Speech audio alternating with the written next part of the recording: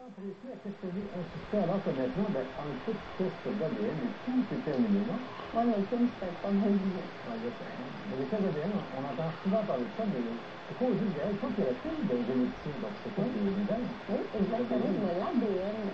Tantôt, je veux juste revenir à la maison du début de l'émission. Là, j'ai la version pédiatrique de la maison.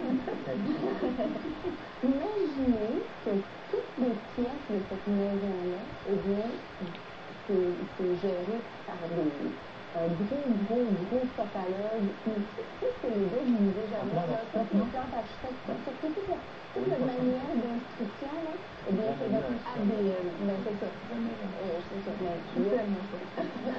eh bien, ce manuel d'instruction-là, pour toutes les pièces de la maison, pour votre système nerveux, pour votre pancréas, pour vos yeux, pour la couleur de vos cheveux, tout ça, c'est inscrit sur votre ADN.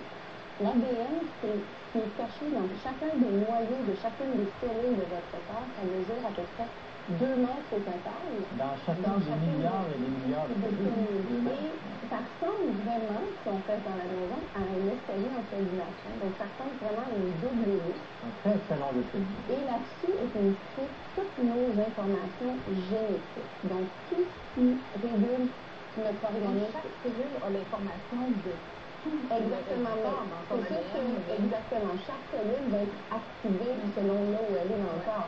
Dans notre pancréas, justement, c'est le genre de cellules qui vont être activées pour générer la production d'insuline, par exemple. Puis ce ne sera pas la même chose dans nos yeux, mais... Heureusement, d'ailleurs. Exactement. Mais toute l'information est inscrite dans chacune des cellules dans notre corps et même dans vos cheveux. Donc, c'est ça qui... Là, ça dépend. Oui, pas les... Mais c'est pour ça que c'est maintenant facile d'aller chercher cette information-là. Et on parlait de colonisation tantôt.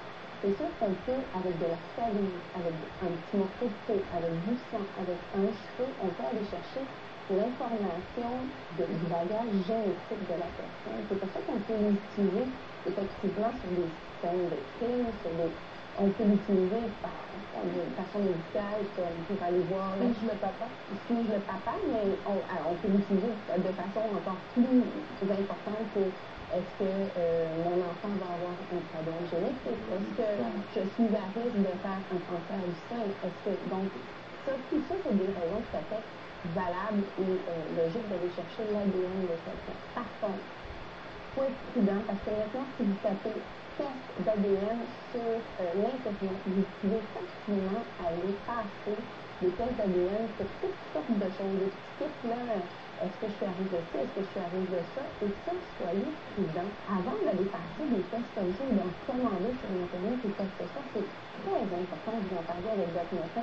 Est-ce que c'est valable? Est-ce que ça l'est pas? Est-ce que ça va m'aider à changer le cours de ma vie? Évidemment, l'ADN, ça nous offre des possibilités inimaginables d'aller chercher de l'information.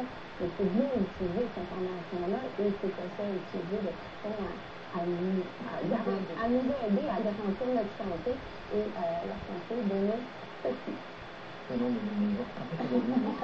Après la pause, maintenant, c'est le conseil des docteurs. Un conseil qui est extraordinaire, comme tu peux dire.